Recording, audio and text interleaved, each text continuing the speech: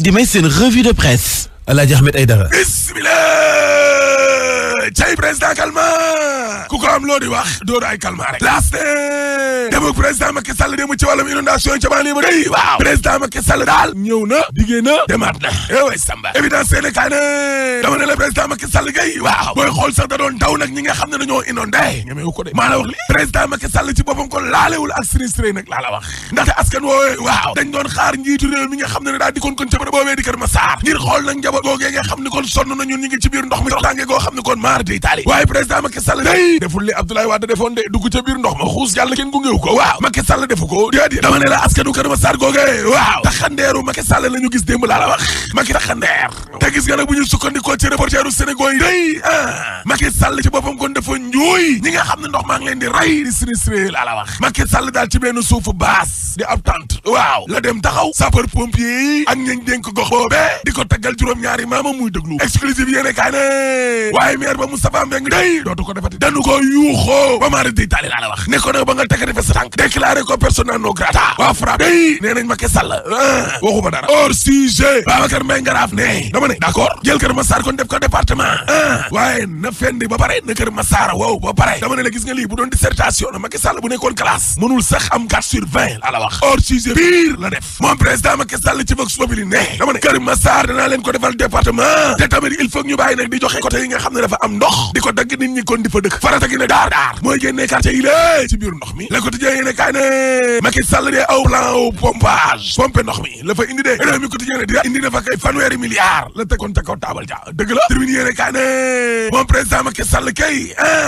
sañ seen a démb de maar de Italie door na gars yi tamit ay calmant de waaw dama ne la wàllum départementalisation Kër Massar googu la labal ca miir meruk askan wa laa la wax askan wa daal la jël seenu mer daal di koy tabal na ca wàllum département boobu ca Kër Massar waaw ay calmant dama ne la président Macky Sall waaw nee na taw yi ne dañoo fort lool te président ci boppam kon mënta téye asamaanu yàlla si lée Macky Sall ne waaw nit ñi tamit vraiment bu ñuy wax nañuy wax lu yenu maanaam ami tey jaaykatu beñe la nee na man de di ko Macky Sall bi fii gisuma ci benn njariñ amul benn njariñ nag laa la wax parce que ñun moom fi mu nekk nii li nu bëgg mooy ku ñu génnee ci biir ndox mi lée amul leneen te Macky Sall sax nag boo bëggee dégg-dëgg daa yéex a dikk tribune yéene kaay ne en tout cas démb sañ fenn tey barke Rasuul lay dama ne la Macky Sall ay tànkam di ay dàllam waaw laalul ndox mi ba léegi ni le laa la wax mu ko ci àddina sursaane mété ku li jëm 31 décembre Macky kay sañ fenn laa lay wax ni waaye itam sori na lool sinistre yow lool jegewu leen de dama ne la président Macky Sall démb la mu sañsay nekkul ku jugoon day ngir xeexi dem sur le terrain déedéet yéeni kaay daaw da càmbi ne costume Macky Sall ba adal li day boo bëggee dégg dëgg taille sur mesure la barke yonent bi yoon de kenn du ne baax yaay couture déedéet Macky sañse na yëpp près du corps yéeni kaay gi ne sañsewu Macky Sall bi kay waaw comme kuy dem rek ci ay rencontre institutionnelle de wala ay sommet au CEDEAO la yóbbu ca ndox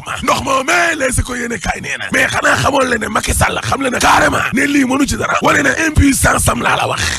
Macky Sall ne président laa wax mënta téye asamaanu yàlla jile te mënta téye tamit ndoxu yàlla bii man kay li ma mën mooy génnee ay moyens di ay jumtukaay ngir wàññi coono lii Babacar Mbaye Ngaraaf ne déggoo leen ma di kii daal waxu fi dara hors sujet termine yéene kaay ne bu dee am na kenn koo xam ne day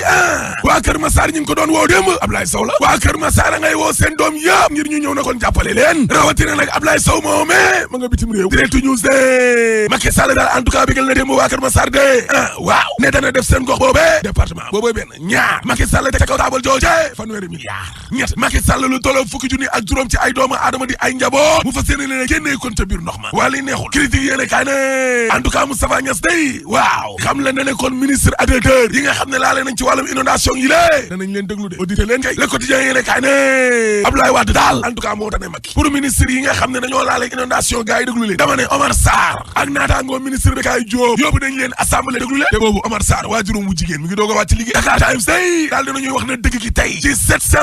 766,988 milliards yi nga xam ne kon moom lañ dugal nag ci plan décennal boobu ci wàllum inondation yi termine yéene kaay dee lam nu wax waaw mooy convocation magistrat bi lée société civile ba dugg nañ te de Souleymane Teliko maa la ko wax l'observateur ne xanaa xamoon leen ne Souleymane Teliko la waral convocation bi Khalifa Sall la Souleymane Teliko li mu wax ne Khalifa Sall dafa am ab violation boo xam ne nag dafa am ci wàllum condamnation googu mooy gars yi wàllum présomption d'innocence waajee ko defa defu ko may ñu ko te loolee loi ko santaane les ko yéene kaay ne moo taxit ay naataangoom jug nañ de fas yéene mobiliser waaw parce que magistrat yi nee nañu gars yi wutuñu Teliko de déedéet kuréel gi njaboot te magistrat yi lañ bëgg a damm seen làmmiñ pour dootuñu waxati maître Malick Sall ministre de la justice ci yéene kaay gi waaw nee na lii affaire u atekat yi la yoonu ministre ministère de la justice kon nekku ca yéene kaa gi ne en tout cas Macky Sall ay jege ñaarem day la dajale ci juróom benn waxtu laa la wax wàllum inondation yi ak corona gi lee plan Orsec yi ak wàllum dialogue politique ba lañ ko doon waxtaane sur quotidien ne ak gouvernement élargi yaatal Macky Sall ngay manœuvre de dëgg la société civile bi day nee nañ ko farata gaa ngi feneen 24 heures yéene kaay ne wàllum mbay mi kay lii di ñëw nii mar di taali catastrophe libération yéene kaay ne port autonome de Dakar de daanaka daa taxaw laa la wax parce que AGS waaw mooy musiba mbaaba kuma de scandale ba de directeur général ba day Aboubacar Sadikh Bey parking ba la dénk kon privé bi te tàggul conseil d'administration ba ñemewu ko moo taxit armateur yi waaw ña ngay fippu day Alioune Ndoye moom convoqué na réunion d'urgence moom directeur du port di Aboubacar Sadikh Bey ne mes dem to Paris la France way Samba Pape Massata Diack ci Vox Populi waaw nee na combat judiciaire baa ngi doog a tàmbali day ci wàllum tribunal xeex ba dëgg ga feeñ cay xeexu tribunal bi la diggante des médias ak Aliou Sall rako Macky tribune yéene kaa ne plainte bi Aliou Sall kon plainte day waaw Bougane Gueye Dany ak Ahmed Aïdara wax sa boppam miti dama ne la ña nga woon ca kanamu attaqué ba laa la wax waaye nag ate ba dee daal dinañ koy dàq ba fukki fan ak juróom ci weeru octobre direct news de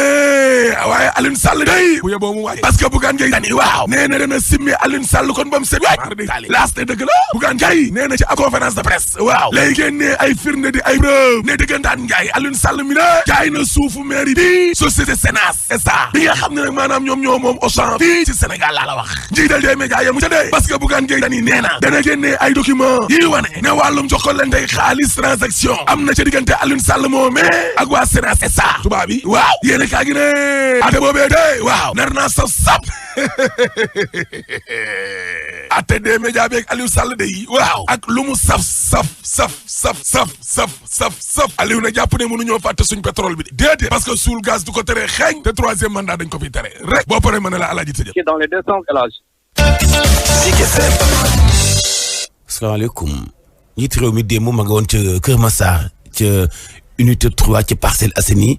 da doon séddoo jëkk askan wa li nga xam ne mooy seen aw métit ci inondation yi yëkkati ne fay kàddu yi diggee bokk na ci départementalisation wu Kër Massar ndaje ma xaw tuuti ba muy jeex mu soppaliku meeting Fatou Abdou Ndiaye. ab président Macky Sall bu solu ba yanji moom moo dem ci ndox mi dem fekk ji askan wi nga xam ne ñu ngi dund jafe-jafe foofu ci Kër Massar visitam bu njëkk mu def ko ci unité 3 bu Parcelles Assainies bu Kër Massar ginnaaw taw yi nga xam ne am na fa fukki fan a ngi nii ab visite boo xam ne dafa sax mujjee doonuk meeting foofu ci unité 3 bu Parcelles Assainies mooy de yeneen unité yi ñoom it dañoo amuk mbënd te ñaar fukki unité ak juróom-ñaar la Parcelles Assainies Kër Massar am waaye ñaar fukk ak juróom-benn yi gisuñu ki nga xam ne mooy njiitu réew mi Macky Sall li koy firndeel nag moom mooy ci unité 3 moom dañoo jël lépp luy matuwaay wute ak yeneen quartier yi ndax ay soxna ay ndaw ak i góor ña nga taxaw di tàccu ab kaaraange bu am solo ngir bañ ndaw yi nga xam ne dañoo bëggoon a manifester amal ko lu jëm ci plan Orsec seeni jumtuwaay yépp foofu la ñu ko teg ngir ngën koo mën a wan ki nga xam ne mooy njiitu réew mi tegal ko it foo xam ne foofu lay waxee ab discours bu def juróom-benn simili wax ne Kër Massar def na ko département lu nu mel ndax dafay wane crêpe wala sax li nga xam ne mooy lajjite ci plan décennal de lutte contre les inondations lu mu ci mën ci doon moom njiitu réew mi nga xam ne ma nga doon jéem a yéeg ci gaal yi nga xam ne moom lañ jëppee Zodiac war koo jëlee ci bërëb yóbbu ko ci bërëb mujj koo def benn tànkam képp la teg daal di teggi ba ca des jamono jooju nga xam ne nag askan wi dañuy def navette ci diggante fa nga xam ne mooy seeni kër ak seeni soxla mu mel ne kon askan wa dëkk ci Kër Massar faaw rek ñu xaarandi ndax seeni jafe-jafe gisaguñu koo xamante ne moo leen koy fajal. président nag daal yemu sol daa rafet nag mënu ko dugal ca ndox moo Fatou Abdou Ndiaye ca fa mu taxawoon nag ngir bañ dàll ya tax lool fa la annoncé ni xëy na xemmeemteef gi mooy def Kër Massar ab département boo xamante ni bii dañ koy teg ci wàllu yoon xool yan ci ay commune la mën a boot ak yooyee ñu dëkk ci yëmbal nag ñoom safaan ba la ñu gis nee nañu kay bu fekkee nag dañuy def département gox boobee nañ xool gox bay chef lieu d'arrondissement kay xanaa moo war a nekk département ba ci boppam waaye du tudd département Kër Massar kon waa yëmbal déjà ñoom opposé wu nañu ci annonce njiitu réew mi ki jiite mouvement bi tudd yëmbal taxawu yëmbal jot na mi ngi tudd Gora Mboup ñu teewlu ko naan ko bàkk yokku. Kër Massar bu ñu ko naree def département faaw mu am ay conséquences ci yëmbal parce que yëmbal sud yëmbal nord Malick ak Kër Massar dañu nekk ci arrondissement de Niayes yëmbal mooy capital fekk yëmbal dafa am lu ñuy représenté ci wàllu taarix yëmbal nekk dëkk boo xamante ni daanaka am na ñetti téeméeri at donc jur Kër Massar bul fàtte ni démb Kër Massar mi ngi ci doon bànqaas bokk ci garab bu naan yëmbal donc tey jii nii bu naree def Kër Massar département nguur bu ko neexee mu def ko parce que am na sañ-sañ boobu mooy que tey jii nii étant entendu vu que Yeumbeul moo nekk chef-lieu de l'arrondissement des Niayes bu ñu def département Keur Massar faaw chef-lieu boobu wala bokk mairie de la ville bi resté par exemple su mel ni Yeumbeul ñun loolu mooy suñu xeex. muy kon Gora Mboup damu jàppee ci bu ñuy def départementalisation gox boobee Yeumbeul mooy nekk kon chef-lieu du département. En tout cas ci wàllu inondation yi la ñuy des bu waa Ndakaaru dee jooy béykat yi ñoom itam jaaxle nañu ndax seen tool yi yëpp daa mujj soppaliku ay déek fees dell ak ndox dugub jaa ngay ñor gerte gaa ngay ñor waaye amuñu fu ñu jaar bu dugg ci seen ay tool lépp soppaliku ndox biir na leen ni seen gàncax gi dana yàqu li tax ñu yuuxu SOS Fara Diassé. taw mu bëri mi wàccee ci diwaanu Saloum indil jafe-jafe baykat yi nekk ci Combi Gandiaye nde fii téeméer boo jël juróom-ñetti fukk ya ci tool yi nga xamante ne ñoo nekk ci diwaan gi ndox mi nangu na ko indil jafe-jafe baykat yooyu lee. tool yi xaw nañoo sakkan parce que secteur yu Gandiaye bi yëpp à 80% tool yi nii lañ mel yëpp ndox mi yóbbu na ko am na toolu dugub ya nga xamante ne nii la mel vraiment ndox mi mu ngi bugg a gàllankoor. mu di mbir moo xamante ne nag suñu moywul dana am jafe-jafe ci gàncax yi. tool bii nii nga xamante ci lañ ne nii waa ji dafa leb gerte gi fas yéene ko fay dee fay dund fay te xam nga ne lii mënatu la génne dara. ñàkk kàttan lool ci jafe-jafe bi nga xamante ne moo leen dal di ndoxum taw mi nangu seen tool yi yii la béykat di yuuxu ak wallu ci kilifa yi gàlloo wàllu wi. état bi ñu ngi lay ñaan loo ñu mën a jàppale ci lii nga dimbale ñu JIPA Combi Gandiaye JIPA bi mu ngi adhéré ci CCPA adhéré ci CNCR kon nag ñoom ñëpp ñu ngi leen di ñaan dimbal di xaarandi ak saafara ci seen i jàngaro béykatu Combi Gandiaye yi nga xamante ne ñoom la ndox mi nangu seen tool yi di xamal nguur gi rek ne jot na ñu daal di xalaat jëme ci ana ban variété bu mën a jànkuwanteeg mbënd yi la ñu war a indil béykat yi. Fara Diassé fi nekkee yëf yi moom amul variété taw bu ñu mënta contrôler ci dogalu yàlla la gerte gi naat na ba samp mu ngi commencé ami doom bay waaj a ñor dugub ji ñoom dèjà ñor na dugub ji tool góob kay la ñu amul yoon ndax lépp soppaliku déeg jamono joojee njiit réew mi nee na dana dem ca Saalum ci tukki koom-koom fukki fan ak juróom-ñeent jàpp ñaar fukki fan ak benn ci weer bii ñu ne Kaolack Kaffrine Fatick lay dem jëkkoon na koo def ay xeeti tukki yu ñuy wowi tukki koom-koom yoo yële ci at yële ñu weesu ci cëppaandaw ja ndax ci la mu fa diggee woon bari na lu ñu cee taxawal en tout cas question la Fatou Laye Diop jàngataat na lu jëm ci tukkeem bu bees bi nga xam dafa ànd ak yeneen i jafe-jafe ci wàllu inondation ak Covid 19 gi nga xam ni sax foofu yóbbu na ardo koom-koomu Sénégal Fatou Laye Diop. Kaolack Kaffrine Fatick doon ñetti région yi nga xam ne nag ñoom ñi ngi nekk ci xolub bassin arachidier mu nekk ay région yoo xam ne ci wàllu mbay mi la ñuy gën di yëngu bokk ci ñuy suuxat koom-koomu réew mi mu mel ni ne njiitub réew mi tànn gu mu tànn ñetti région yooyu ngir tourné nekkul lu mu tàndu ci wàllu relance économique bi waaye mu ñëw jamono ji nga xam ne baykat yi ñoom jaaxle nañ loolu ndax ñenn ñi seen tool dafa fees dell ki ndox mu nekk tamit ci jamono ji nga xam ne lii di Covid 19 bi ba léegi mi ngi indi ay jafe-jafe ci seen wàllu liggéey te moo ne de baykat yi nekkoon na ñi nga xam ne itamit daloon nañu njiitub réew mi ci tournée bi mu amaloon ci 2015 tournée bi nga xam ne sax moom mi le amoon na ay promesse ak i projet yu mu tegoon ndax projet yooyu le juróomi at ginnaaw tournée boobu le réalisé nañ yëpp li ci mënti am ñoom baykat yi ñoom li ñuy xaarandi ci njiitub réew mi bari na waaye bëgg nañu lu dëgër loo xam ne mën nañ ci jëfandiku ngir nag gën a relancer seen activité relancer waale économie bu Sénégal ndax nag lu ci bari ci koom-koomu Sénégal mi ngi daal di tegundu ci wàllu mbay mi. Fatou Laye Diop en tout cas buy tukki itam investissement yu mag yi nekk ci yéene mag xelam yi itam day bàyyi waale xel petit producteur muy béykat yi ndaw yi nga xam ni itam la ñuy bay mooy seen yaakaar ci ni ñu leen di accompagner ci seen ay production surtout ci wàllu commercialisation loolee mooy càkkutéefu waa CNCR ca kàngaami CNCR yooyu Sidi Ba ca la bokk nañ ko déglu. ñu ngi itam ci contexte boo xam ni tey tool yu bëri naam ndox mi am na ñaan su ñëwee itam na wër tool yooyu xool ba xam ni ñu ngi ñaan su ñëwee itam bu mu dem rek ci borom barki na dem ci béykat yu ndaw yi béykat yu ndaw yi ñoo gën a bëri ci réew naam comme ni ma ko waxee joxe nañ jiw am na ay matériel bu ñu joxe tey lamb dajul fépp nañ yokk seen mën-mën ngir béykat yi gën a gis seen bopp su ñëwee dinañ ko laaj monsieur le président njëgu gerte yi bu ko wàññi nañ ko yokk et que nañu wax ñun kat daaw suñu nawet daaw dafa amoon tolof am na borom alal bu tub lebal nañu xaalis bëri ci jiw ak engrais mënuñ ko fay et que yoroon nañ ko daanaka lu mu 5 milliards. Aliou Sall dañoo bind ci moom ñu def ko revue de presse mu ni Ahmed Aïdara mi def revue de presse ak Bougane Gueye mi moom télé bi yëpp dinaa leen yóbbu ci yoon démb nañ taxawoon ci kanamu tribunal ba délibéré bi fukki fan ak juróom ci weeru octobre bi ñu dëkk mën lay doon. mu nekk àtte boo xam ne sax nag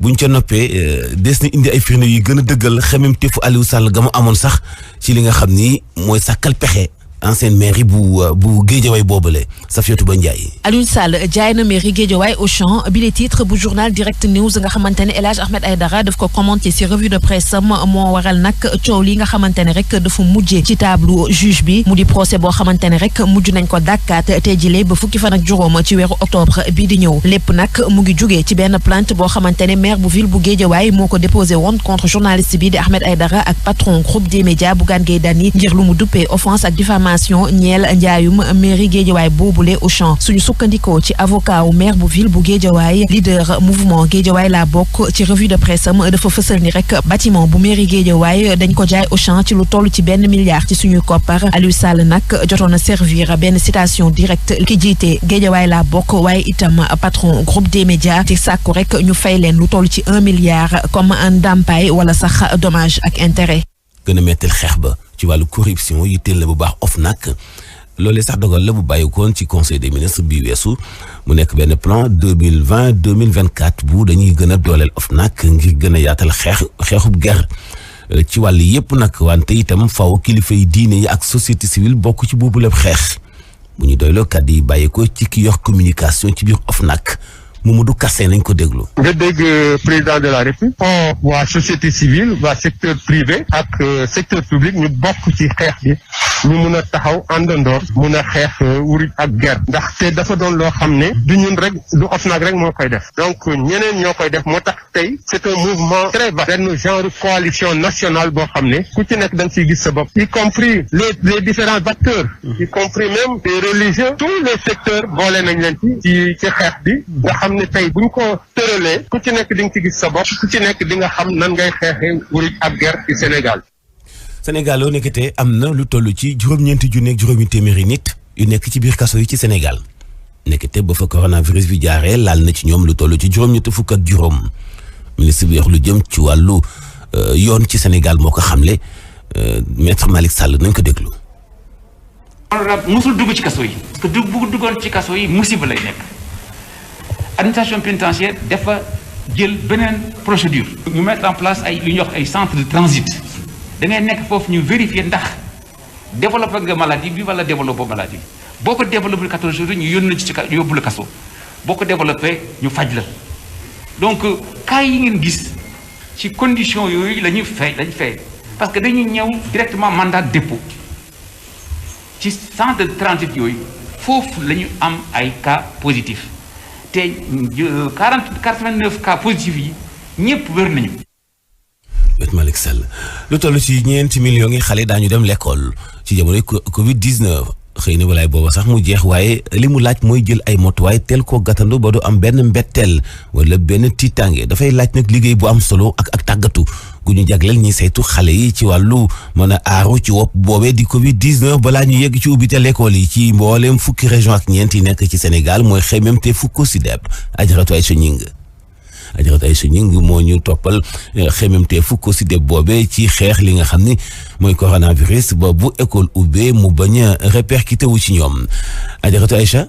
gannaaw ba mu bañee def bilan ci examen yi fi weesu déete exécutif bu COSYDEP wax ci seeni mbébét Cheikh Mbow ñoo ngi liggéey ci bilan pour xam lépp loo xam ni éducation indi na ko ci tontu ci mbirum njàng ak njàngale bi dina ko gëstu pour seet lan la jariñ xale yi nga xam ne muy genn wàll million bi dugg ci dem defi ji examen bàyyi 3 millions loolu lu mu jur ak lan la ñu war a def école bi nga war na ubbil 4 millions wu xale donc muy situation aussi bu compliqué bu complexe boo xam ni léegi lañ ci war a jóg. njàng mu wér te wóor moom la acteur de éducation yi bëgg. nit mënta xeex mbir bu mu xamul xam suñu gouvernement lan la signé lan la digee fii ci Afrique lan la digee fii ci biir Sénégal donc texte yooyu yëpp ñu maîtriser ko xam nan la ñuy waxtaan ak askan bi ba nga xam ni mbirum njàng ak njàngale duñ ko bàyyi ak seulement ak jàngalekat yeeg gouvernement bi ba mu am une véritable communication sociale. Cheikh Mbow di dellu si ci li noo wax éducation à voix haute. li ñu bëgg mooy si juróomi at yi ñu jëm. ñu gën a dégg baatu njàng ak njàngale déggee ko surtout ci xale yi nga xam ne ñoom la concerné nan la leen organiser ba ñoom seen bopp ñuy mën a waxal seen bopp. beneenub lël dinañ ko ubbi weeru octobre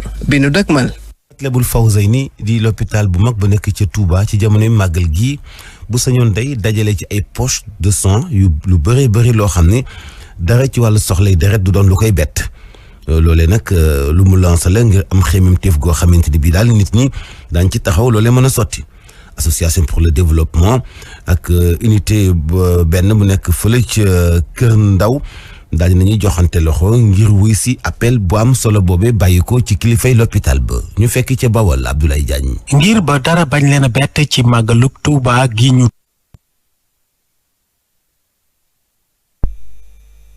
dëgmal banque de sang bu hôpital Matlaboul Fawzeyni tàmbali na ay yëngatoom madame Ndiaye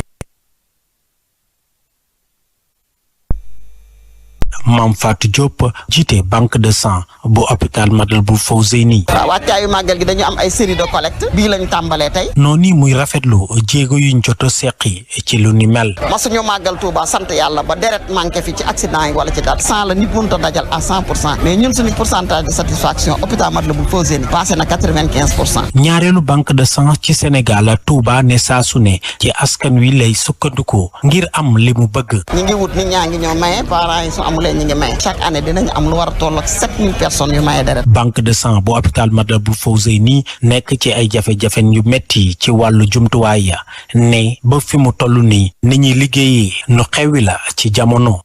Abdoulaye Diagne Touba Zik FM. Abdoulaye Diagne ñu ubbi xëtu sport.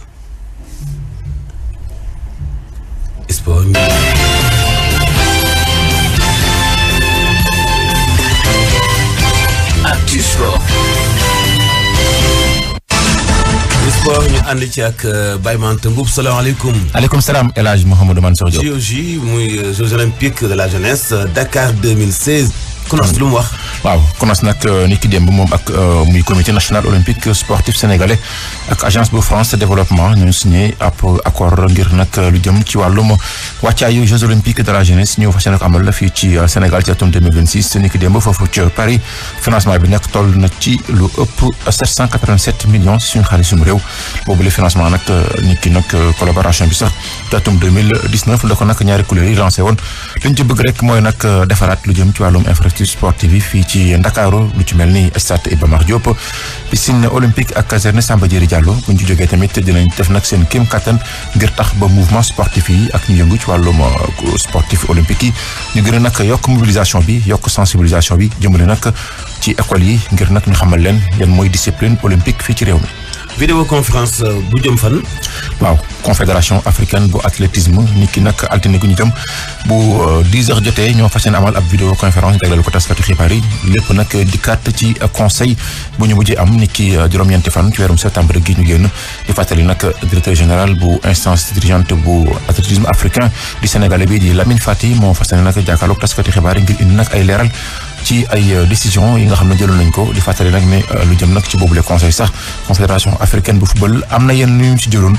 ngir dàq nag lu jëm ci wàllum championnat d'Afrique senior yi ñu fas yéene ko amal ni ki ñaar fukki fan nag ñeent jàpp ñaar fukki fan nag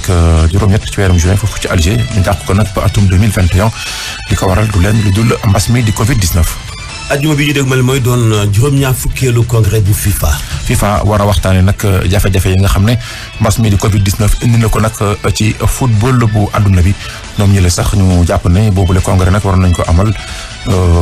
ni ki juróomi fan ci weerum juin foofu ci Addis Abeba moo taxoon nañu dàq ko ba nag waxtu wi 211 fédération membres yi ñoo si fas yéene bokk